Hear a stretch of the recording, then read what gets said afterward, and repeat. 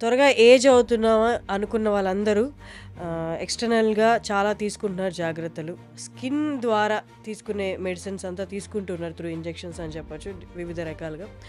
అలా కాకుండా internal medicine అనేది ఒకటి ఉంది. వృద్ధాప్యం వచ్చే వరకు ఆరోగ్యంగా ఉండడం ఎలా? కానీ మీ దగ్గరికి ఎలా వస్తారు అసలు జనాలు? కొంతమందికి చర్మం వ్యాధులు ఉంటాయి. అవి పెద్దగా డర్మటాలజిస్ట్ ట్రీట్ చేసే అంత పెద్ద వ్యాధి కాదు, చిన్న చిన్న మార్పులే అవసరం. అలాగే డైజెషన్ ప్రాబ్లమ్స్తో ఉంటారు. అలా అని గ్యాస్ట్రోఎంట్రాలజిస్ట్ దగ్గరికి వెళ్ళిపోయి పెద్ద పెద్ద ఆపరేషన్లు చేసుకోవాల్సిన పని కాదు. అసలు ఇంటర్నల్ మెడిసిన్ ద్వారా ఏంటి సొల్యూషన్? ముఖ్యంగా చూసుకోవాల్సిన 7 ఏజింగ్కి బయట ఉన్న మ్యాక్సిమం రీజన్స్ ఏంటి అంటే స్మోకింగ్ అండ్ ఆల్కహాల్. కానీ ఇది కాకుండా నిద్ర మనల్ని ఏజింగ్ చేస్తుందా? మనం ఎక్సర్సైజ్ చేసినా, ఎలాంటి ఫుడ్ తిన్నా, మనం పడుకున్నప్పుడు డీప్ స్లీప్లోకి వెళ్ళిన తర్వాత హ్యూమన్ గ్రోత్ హార్మోన్ అనే హార్మోన్ రిపేర్ చేస్తుంది బాడీని. ఫాస్టింగ్ అనేది కంపల్సరీయా or is that an optional thing? Fasting చాలా ముఖ్యమైనది. స్లీప్ తర్వాత నెక్స్ట్ ఏంటి అంటే ఫాస్టింగే. ఎక్కువ అవర్స్ ఫాస్టింగ్ కూడా leads to stones in kidney అంటారు. ఫాస్టింగ్ చాలా కాలం ఉండి నీళ్లు సరిగ్గా తీసుకోకపోవడము, దీనివల్ల సెలబ్రిటీస్ ఇది వాడుతున్న ప్రోడక్ట్ ఏంటి అంటే ఎక్స్టర్నల్ కొలాజిన్ ఇంటేక్ అనమాట. అది త్రూ టాబ్లెట్స్ ద్వారా కానీ ఇంజెక్షన్స్ ద్వారా కానీ కొలాజిన్ తీసుకుంటే మన స్కిన్ ఎలాస్టిసిటీ బాగుంటుంది, ఏజింగ్ అనేది ఫాస్ట్గా అవ్వదు అని. కొలాజిన్ చాలా ఇంపార్టెంట్ అండి. అది మన నెయిల్స్లో ఉంటుంది, స్కిన్లో ఉంటుంది, జాయింట్స్లో ఉంటుంది. అది న్యాచురల్గా తగ్గిపోతూ ఉంటుంది మనం ఏజ్ పెరుగుతూ ఉంటుంది. What is this biological age? మనం బర్త్డేలు ఏం చేసుకుంటామో అది మన క్రోనలాజికల్ ఏజ్. అది మనందరికీ తెలుసు. కానీ మన శరీరం అదే ఏజ్ ఉంది అనే అవసరం లేదు. ఇంత ఇన్ఫర్మేషన్ వినిన తర్వాత వెంటనే అందరికి వచ్చే క్వశ్చన్ ఏంటి అంటే ఇవన్నీ ఎక్కువ ఛార్జ్ చేస్తుంటాయేమో, ఎక్కువ ప్రైస్ ఉంటుందేమో మేము వెళ్ళి చూపించుకోవడానికి అంటే దాని గురించి మీరు అంటే ఎగ్జాక్ట్గా చెప్పకపోయినా ఒక అవగాహన. హెల్దీ ఏజింగ్ అంటే డాక్టర్ని రీచ్ అయ్యే కన్నా ముందే మనం చాలా చేసుకోవచ్చు. అది నేను చెప్పాను కదా, ఫుడ్లో ఎలాంటి జాగ్రత్తలు తీసుకోవాలి, నిద్ర, ఎక్సర్సైజ్, స్ట్రెస్ని ఎలా మేనేజ్ చేసుకోవాలి, ఇవన్నీ మీరు ఇంట్లో కూర్చొని చేసుకునేవే చెప్పాను. ఇవన్నీ చేస్తున్నా కూడా సమస్యలు ఇంకా ఉన్నాయంటే అప్పుడు వచ్చి సంప్రదించవచ్చు.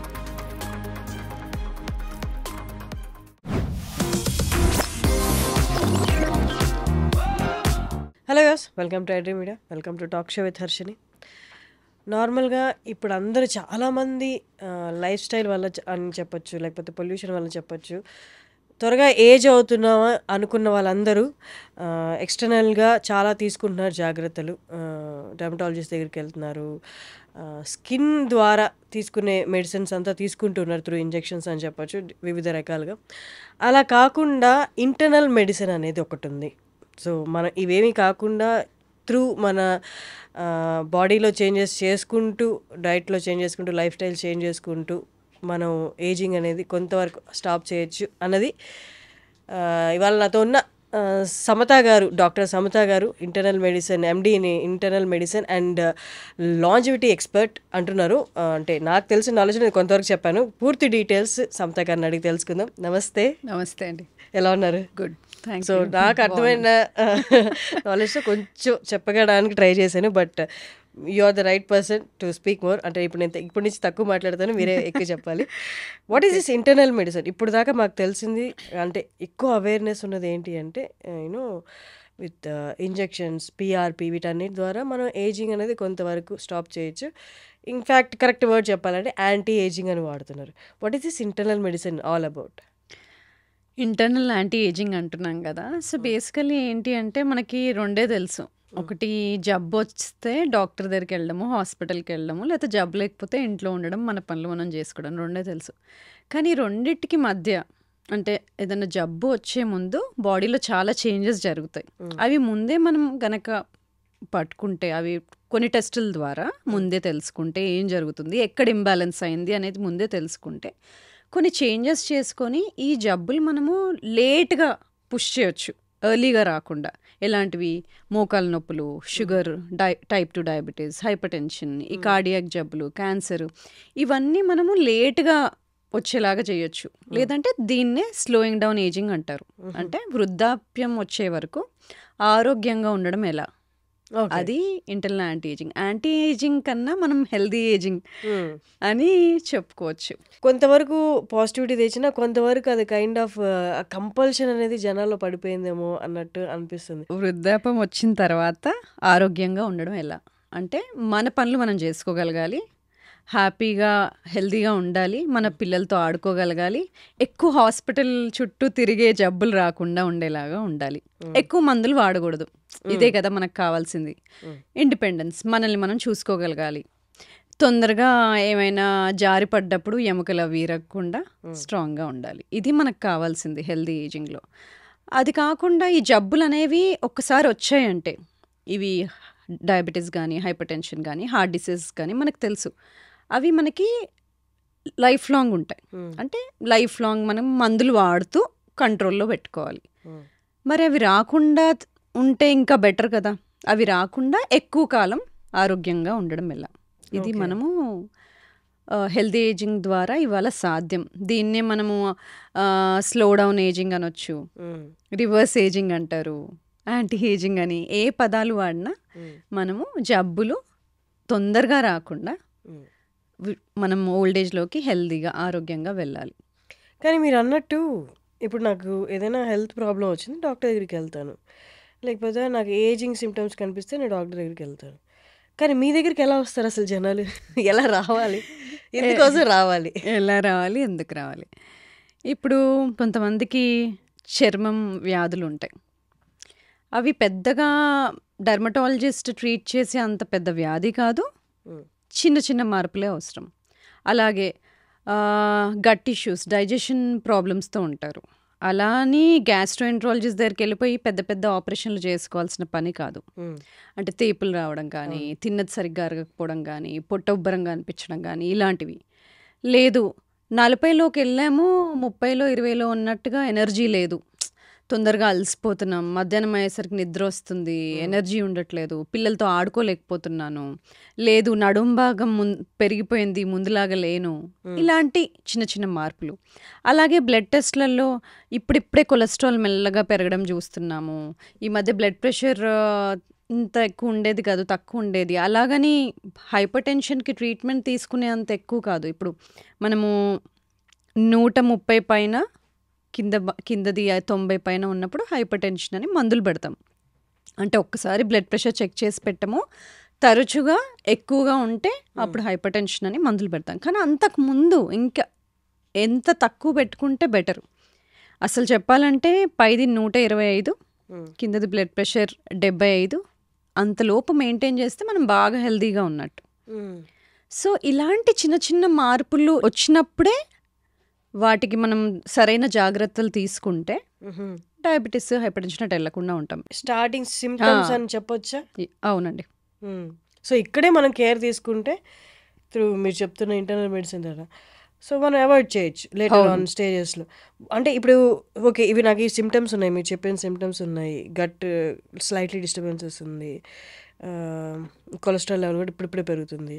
సో మీ దగ్గరికి వస్తే ఏంటి అసలు ఏం చెప్తారు, ఏం చేస్తారు అనేది, అసలు ఇంటర్నల్ మెడిసిన్ ద్వారా ఏంటి సొల్యూషన్ వాళ్ళు? సో మనము ముఖ్యంగా చూసుకోవాల్సిన 7 న్యూట్రిషన్ ఎలా ఉంది, ఆహార పద్ధతి ఎలా ఉంది, పొద్దునుండి రాత్రి వరకు అసలు ఏం తింటున్నాం, ఫాస్టింగ్ చేస్తామా, ఉపవాసం ఉంటామా, ఉంటే ఎన్ని గంటలు ఉంటాము, ఫుడ్ తింటే ఎక్కడ తింటాం, బయట తింటామా, రెస్టారెంట్లో తింటామా, ప్యాకేజ్ ఫుడ్ తింటామా, ప్లాస్టిక్ డబ్బాల్లో తింటామా, ఫ్రై చేసుకొని తింటామా, బాయిల్ చేసుకొని తింటామా, ఎలా తింటాం, ఎలాంటి ఆయిల్ వాడతాము, మేకప్లో అవి వేసుకుంటామా, ఒంటిపైన ఎంత టాక్సిన్స్ ఉన్నాయి, ఎలాంటి వాటర్ ఫిల్టర్డ్ వాటర్ వాడతామా, ఎలాంటి వాటర్ వాడతాము, ఈ ప్లాస్టిక్ డబ్బాల్లో వాటర్ వాడతామా, అది స్లీప్ ఎలా ఉంది, ఎన్ని గంటలు పడుకుంటాం, పడుకుంటే డీప్ స్లీప్లోకి వెళ్తామా, మధ్యలో లేస్తామా, స్నోరింగ్ చేస్తామా, ఊపిరి ఆగిపోతుందా మధ్యలో, యాప్నియా ఉంటుందా, హార్మోన్స్ ఎలా ఉన్నాయి, బ్యాలెన్స్లో ఉన్నాయా లేదా, బాడీలో ఏదైనా ఇన్ఫ్లమేషన్ ఉందా, బాడీ స్ట్రెస్, ఇన్ఫ్లమేషన్ అంటే బాడీ స్ట్రెస్ఫుల్గా ఉందా, ఫైటింగ్ స్టేజ్లో ఉందా, దానికి టెస్ట్లు ఉంటాయి చెప్తాను. సో ఇంకా అలాగే మైండ్ అసలు రెస్ట్ఫుల్గా ఉందా, mental health issues, emotional disturbances ఏమైనా ఉన్నాయా, ఇవన్నీ చూస్తామన్నమాట. అలాగే న్యూట్రిషన్ కరెక్ట్గా ఉందా, విటమిన్స్ ఏమైనా డెఫిషియెంట్గా ఉన్నాయా, ఇవన్నీ చూస్తాము. సో ఏ ప్రాబ్లంతో వచ్చినా ఫుడ్ ఎలా ఉంది, వాటర్ ఎలా ఉంది, టాక్సిన్స్ ఏమైనా వెళ్తున్నాయా, హార్మోనల్ బ్యాలెన్స్ ఉందా, ఎమోషనల్ హెల్త్ బాగుందా, ఎక్సర్సైజ్ ఉందా, హైడ్రేషన్ ఉందా, స్ట్రెస్ని రిలీవ్ చేసుకోవడానికి ఏం పద్ధతులు వాడుతున్నారు, బ్రీదింగ్ అలాంటివి, ఇలాంటివన్నీ చూస్తాం అన్నమాట. సో ఎక్కడెక్కడ ఇంబ్యాలెన్స్ ఉందో, ఎక్కడైతే మిస్టేక్స్ చేస్తున్నామో అక్కడ వాటిని కరెక్ట్ చేస్తూ వెళ్ళడం. ఓకే. సో అంటే ఇప్పుడు మీరు అన్నట్టు ఏజింగ్కి ఇప్పుడున్న బయట ఉన్న రీజన్స్, మ్యాక్సిమం రీజన్స్ ఏంటి అంటే smoking and alcohol and pollution. కానీ ఇది కాకుండా నిద్ర మనల్ని ఏజింగ్ చేస్తుందా? అవును, సరిగ్గా నిద్ర. అసలు నిద్రలో చాలా బ్రహ్మాండమైన బెనిఫిట్స్ ఉంటాయి. మనం పడుకున్నప్పుడు చాలా జరుగుతాయి. యాక్చువల్లీ మనం లేచిన దానికన్నా పడుకున్నప్పుడే బెనిఫిట్స్ ఎక్కువ ఉంటాయి. మనం ఎక్సర్సైజ్ చేసినా, ఎలాంటి ఫుడ్ తిన్నా, మనం పడుకున్నప్పుడు డీప్ స్లీప్లోకి వెళ్ళిన తర్వాత హ్యూమన్ గ్రోత్ హార్మోన్ అనే హార్మోన్ రిపేర్ చేస్తుంది బాడీని. ఏవైతే టాక్సిన్స్ ఉన్నాయో ఎలిమినేట్ చేయడము, మసిల్స్ రిపేర్ చేయడము, మజిల్ బిల్డ్ చేయడము, గ్రోత్ చిన్నపిల్లలు, ఇవన్నీ పడుకున్నప్పుడే జరుగుతాయి. అది కాకుండా మనకి బాడీలో క్లీనప్ ప్రాసెస్కి లింఫాటిక్ సిస్టమ్ ఎలా ఉంటుందో బ్రెయిన్లో లింఫాటిక్ సిస్టమ్ అని ఉంటుంది. అంటే టాక్సిన్స్ క్లియర్ అప్ సిస్టమ్, అది కూడా పడుకున్నప్పుడు డీప్ స్లీప్లో నిద్రలోనే జరుగుతుంది. సో ఇలాంటి రిపేర్, రికవరీ పడుకున్నప్పుడు జరుగుతాయి కాబట్టి హార్మోనల్ బ్యాలెన్స్ కూడా మెయింటైన్ అవుతుంది. మనకి సర్కేడియన్ రిథమ్ అనేది ఒకటి ఉంటుంది. అంటే సూర్యోదయం అయినప్పుడు లేవడము, అస్తమించినప్పుడు పడుకోవడం, ఇలాంటిది మనము అసలు హ్యూమన్ బాడీ అలా ఉండేది. కానీ ఇప్పుడు ఇన్ని ఆర్టిఫిషియల్ లైట్స్, ఇలాంటి డెస్క్ జాబ్స్, వేరే టైమ్ జోన్స్తో పనిచేయడము, దీంతో ఇంటర్నల్ బాడీ సిస్టమ్ కూడా దెబ్బతినింది. పడుకోవాల్సిన టైంకి పడుకోకపోవడము, లైట్ వల్ల పడుకోలేకపోవడము, ఇలాంటివన్నీ. ఇంకోటి, బాగా తినేసి కడుపు నిండుగా ఉన్నప్పుడే పడుకోవడము, ఇలాంటివన్నీ చేయడం వల్ల డీప్ స్లీప్లో పోలేకపోవడము, బాడీ రిపేర్ అవ్వకపోవడము, దానివల్ల హార్మోనల్ ఇంబ్యాలెన్సెస్, ఇన్ఫర్టిలిటీ ఇష్యూస్ ఇవన్నీ చూస్తూ ఉంటాం. సో అందుకని స్లీప్ చాలా ముఖ్యం, చాలా ఇంపార్టెంట్. అందుకని ఇప్పుడు స్లీప్ మానిటర్ చేయడానికి స్లీప్ రింగ్స్ అని ఇవన్నీ వస్తున్నాయి. అంటే పడుకుంటే ఎంత డీప్ స్లీప్లోకి వెళ్తున్నాడు, ఆర్ఎం రెస్ట్ఫుల్ స్లీప్ అనేది మనకు స్టేజెస్ ఉంటాయి. స్లీప్లో స్టేజెస్, దానిలో ఆర్ఎం స్లీప్ అనేది గుడ్ రెస్ట్ఫుల్ స్లీప్. ఆ స్టేజ్లో ఎంతసేపు ఉంటున్నారు, కనీసం 6-7 గంటలు పడుకుంటున్నామా లేదా. లేట్ నైట్ ఈటింగ్ అంటే 9 తర్వాత ఫుడ్ తిని అరౌండ్ 11 అలాగా, లేకపోతే 10:30 అలా పడుకుంటే ఇది కూడా ఏజింగ్కి రీజనా? సో పడుకున్నప్పుడు డైజెషన్ ఆగిపోవాలి. మనం తిన్నాక నెక్స్ట్ 2 hours వరకు డైజెషన్ సిస్టమ్ నడుస్తూనే ఉంటుంది. ఆ ఫుడ్ పొట్టలో నుండి ఇంటెస్టైన్స్కి వెళ్ళాలి, డైజెషన్ ప్రాసెస్ అంతా కంప్లీట్ అవ్వాలి. దానికో 2-3 గంటలు పడుతుంది. ఆ తిన్న 2-3 గంటల లోపే నిద్రపోయాము అంటే ఆ డైజెస్టివ్ సిస్టమ్ నడుస్తూనే ఉంటుంది. ఇంకా రిపేర్ సిస్టమ్ యాక్టివేట్ అవ్వడానికి టైం ఎక్కడిది. అందుకే తిన్న 2-3 గంటల తర్వాత పడుకోమని చెప్తాం. లేదంటే మీ స్లీప్ టైమింగ్ ఏంటో దానికన్నా 2-3 గంటల ముందు తినేయాలి అని. అంటే డైజెషన్ ప్రాసెస్ అయిపోవాలి. అది ముఖ్యమైన రీజన్. అది కాకుండా ఎంతోమంది ఫుడ్ రిఫ్లెక్స్ అవ్వడము, ఇవన్నీ సిమ్టమ్స్ ఉంటూ ఉంటాయి. దానికి సింపుల్ సొల్యూషన్ ఎర్లీగా తినడం. అది కాకుండా అప్పటికి డైజెషన్ అయిపోయి ఉండాలి, స్టమక్ ఎంప్టీగా ఉండాలి. ఇవి ఇంపార్టెంట్. అలాగే మనం ఎప్పటి నుంచో రిలీజియన్ వైజ్గా తీసుకుని ఎవరి రిలీజియన్లో వాళ్ళకి అన్ని రీజియన్లో సేమ్గా ఉన్నది ఏంటి అంటే ఫాస్టింగ్. అవును, కొందరు శుక్రవారం ఉంటారు, కొందరు శనివారం ఉంటారు, కొందరు సోమవారం ఉంటారు. ఏ రిలీజియన్లో ఫాస్టింగ్ అనేది మాత్రం కంపల్సరీ ఉంది. బట్ లేటర్ ఆన్ ఈ లైఫ్ స్టైల్ చేంజెస్, ఈ లేట్ నైట్ షిఫ్ట్స్, వర్క్స్ వల్ల ఫాస్టింగ్ అనేది చాలామంది చెయ్యట్లేదు ఇప్పుడు. అవును, రిలీజియన్గా తీసుకున్నా, యాజ్ ఎ డాక్టర్గా మీరు సజెస్ట్ చేసిన ఫాస్టింగ్ అనేది కంపల్సరీయా or is that an optional thing? Fasting చాలా ముఖ్యమైనది. స్లీప్ తర్వాత నెక్స్ట్ ఏంటి అంటే ఫాస్టింగే. కానీ ఫాస్టింగ్ ఎవరు చేస్తున్నారు? ఆడవాళ్ళ, మగవాళ్ళ, జబ్బున్న వాళ్ళు చేస్తున్నారా, వాళ్ళు ట్యాబ్లెట్స్ వేసుకుంటున్నారా? ఈ సినారియోస్ని బట్టి ఒకవేళ ట్యాబ్లెట్స్ వేసుకుంటున్నారు షుగర్కి, బీపీకి అంటే డాక్టర్స్తో కొలాబరేట్ అయ్యి వాళ్ళ సహాయంతో ఫాస్టింగ్ చేసుకోవాలి. కానీ అదర్వైజ్ మీకు ఇవన్నీ జబ్బులు లేవు, ఫాస్టింగ్ చాలా ముఖ్యమైనది. ఎందుకంటే ఫాస్టింగ్ ద్వారా కొన్ని బాడీలో సర్ట్యూన్స్ అంటాం. అవి ఎంజైమ్స్ మనల్ని చాలా కాలం బతికేలాగా చేస్తాయి. లాంజివిటీ జీన్స్ అంటాం. వాటిని యాక్టివేట్ చేయడానికి ముఖ్యమైనది ఫాస్టింగే. సెకండ్ది క్యాలరీ రెస్ట్రిక్షన్, అంటే మనకి ఎంత అవసరమో దానికన్నా కొంచెం తక్కువ తినడం.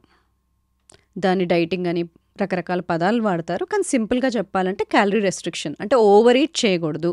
అవసరానికి మించి తినకుండా ఉన్నప్పుడు, ఇంకా ఫాస్టింగ్ చేసినప్పుడు, ఇంకా ఎక్సర్సైజ్ కరెక్ట్గా చేసినప్పుడు మనం చాలా కాలం బతికే జీన్స్ యాక్టివేట్ అవుతాయి, లాంజివిటీ జీన్స్. అది కాకుండా బాడీకి ఒక రిపేర్ ప్రాసెస్ ఉంటుంది. ఎప్పుడైనా సిస్టమ్ రాంగ్ వెళ్ళిందనుకోండి, మ్యానుఫ్యాక్చరింగ్ యూనిట్ ఉంది, ఏవైనా మెషిన్స్ తయారవుతున్నాయి, సరిగ్గా మెషిన్ కోడ్ అయినట్టు తయారవ్వకపోతే అది క్లియరప్ చేసేస్తుంది.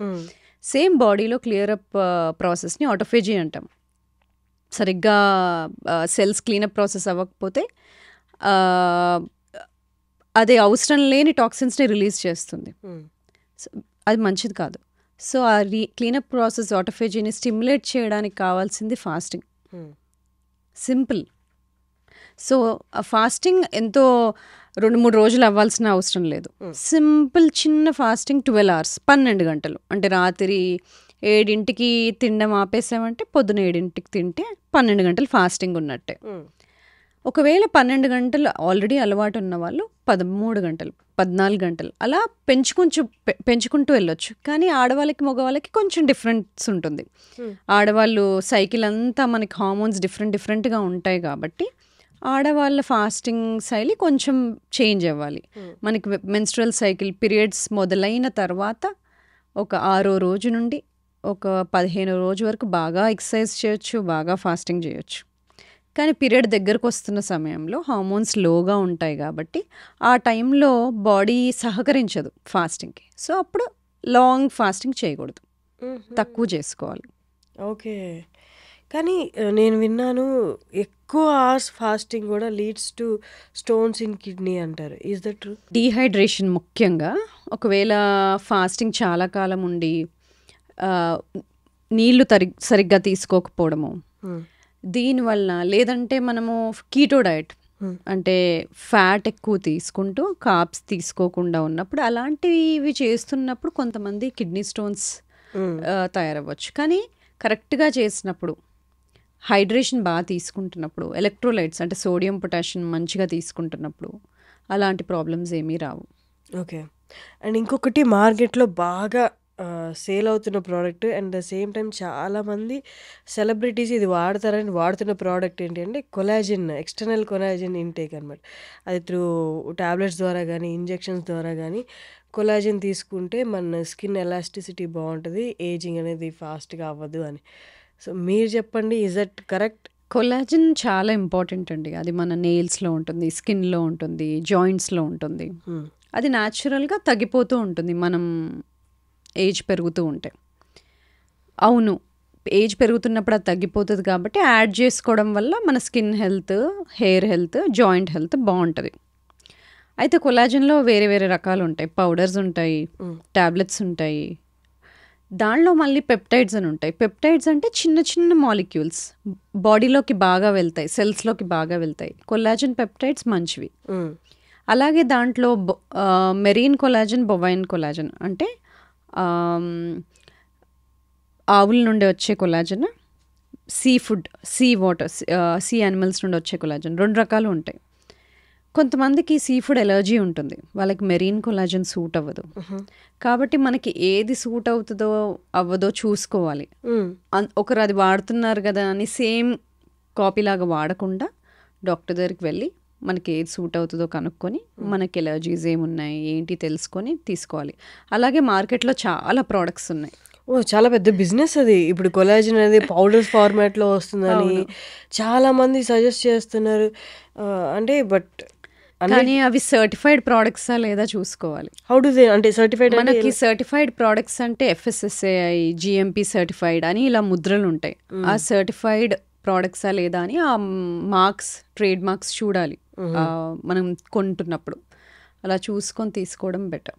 అండ్ పెప్టైడ్స్ అన్నారు కదా, కొలాజిన్ పెప్టైడ్స్, అది ఎలా దొరుకుతుంది? అంటే ఎట్లా? కొలాజిన్ పెప్టైడ్స్ కూడా మనకి పౌడర్ ఫామ్లోనే దొరుకుతుంది. అంటే ఈజీగా డైజెస్ట్ అయిపోతుంది, ఈజీగా బాడీకి అబ్జార్బ్ అయిపోతుంది.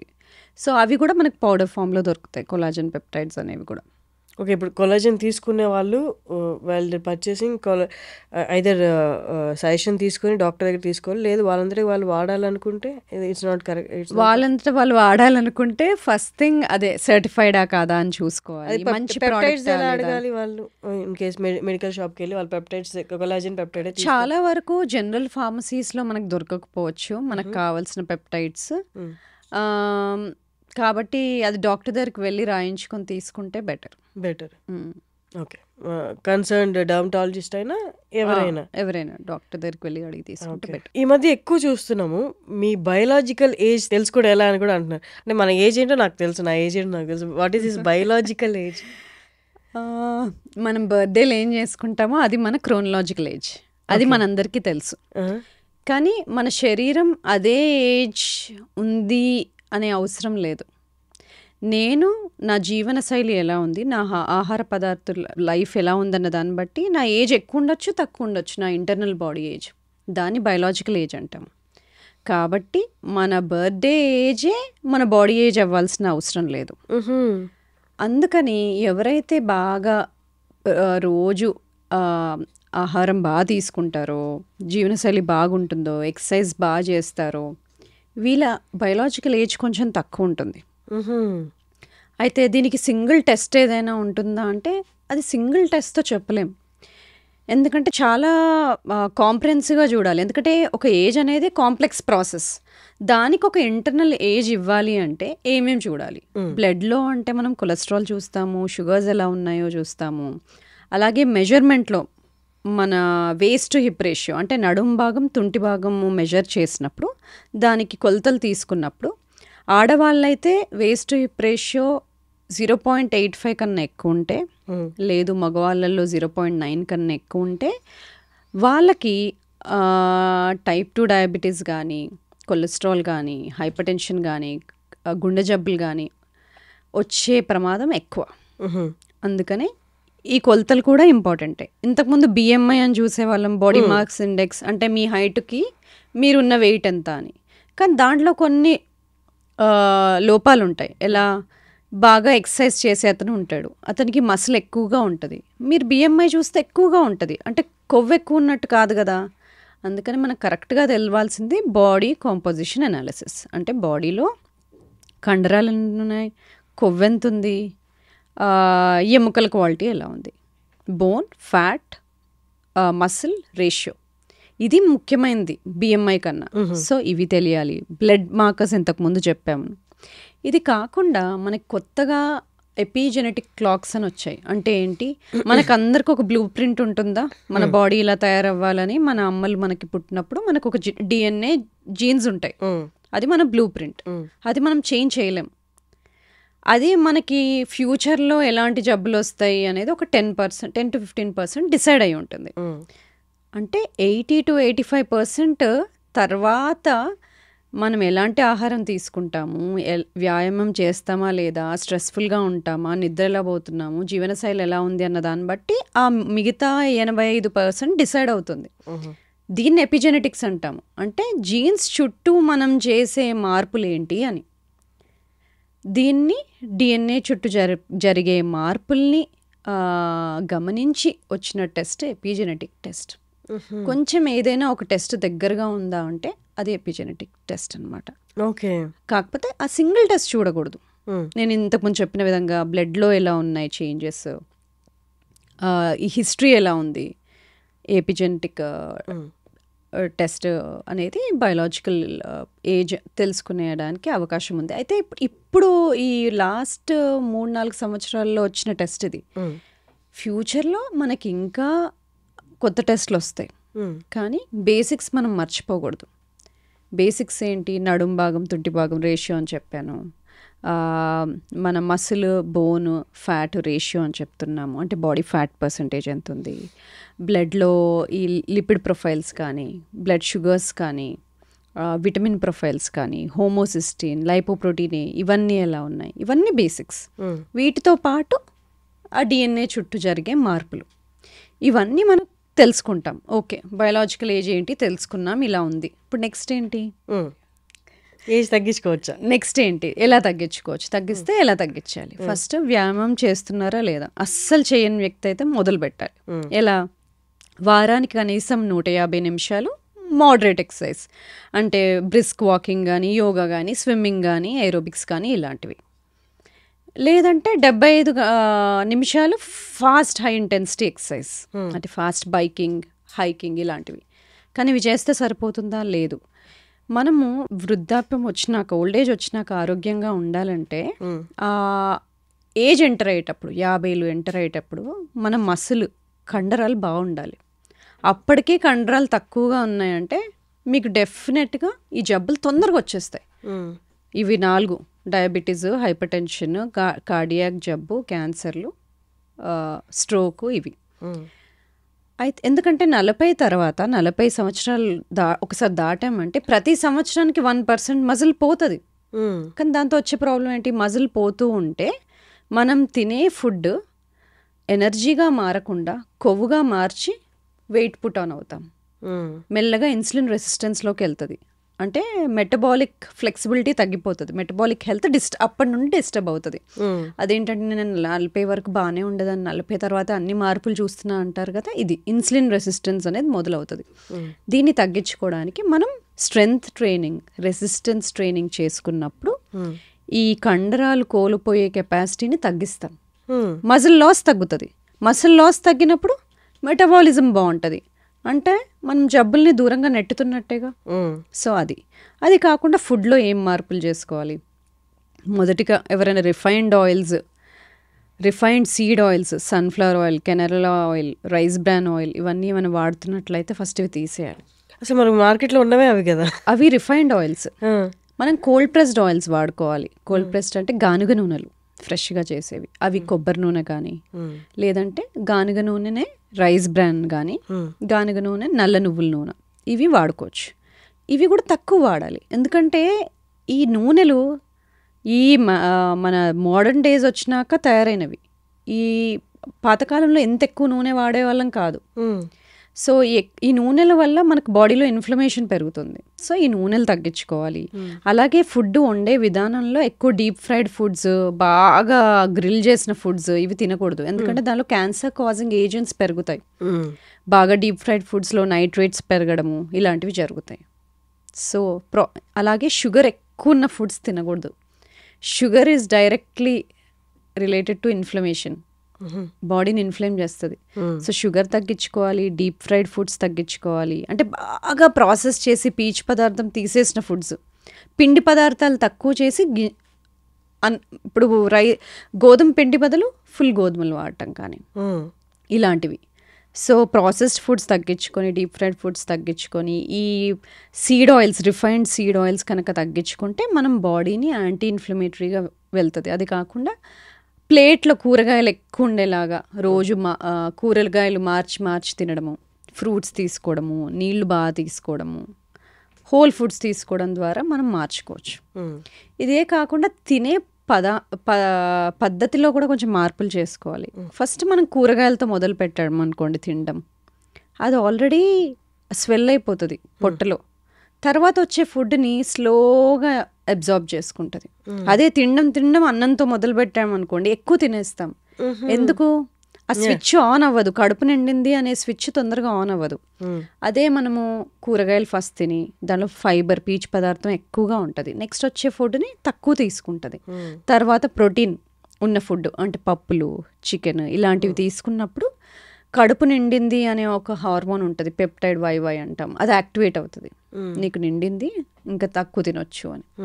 నెక్స్ట్ ఫ్యాట్స్, నెయ్యి వేసుకుంటాం కదా, నెయ్యి కానీ, కొబ్బరి కానీ, కొబ్బరి నూనె కానీ, ఇలాంటివి ఏమైనా కొబ్బరి వేసి చేసుకున్నప్పుడు, లేకపోతే ఆలివ్స్ కానీ ఇలాంటివి తిన్నప్పుడు కూడా కడుపు నిండుతుంది. దాని తర్వాత మనము అన్నము అవి తీసుకోవచ్చు. దాంతో ఇలాంటి ఒక శైలిలో తింటే కూడా మార్పులు చాలా జరుగుతాయి. ఓకే. సో ఇలా ఫుడ్ది. స్లీప్ కనీసం 6 నుండి 8 గంటల వరకు రోజు సేమ్ టైం పడుకొని లేసేటట్టుగా ప్లాన్ చేయాలి. బాడీకి కూడా ఒక అలారం ఉంటుంది, బాడీకి కూడా ఒక క్లాక్ ఉంటుంది. ఇవాళేమో 8కి పడుకొని రేపు 12కి పడుకొని మళ్ళీ ఎల్లుండ 10కి పడుకొని బాడీకి ఒక టైం సింక్ లేకుండా ఉండకూడదు.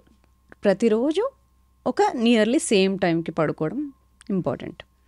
ఇది కాకుండా స్ట్రెస్ డైరెక్ట్గా అన్ని జబ్బులకి కారణమే. స్ట్రెస్ కొంచెం ఇంపార్టెంటే.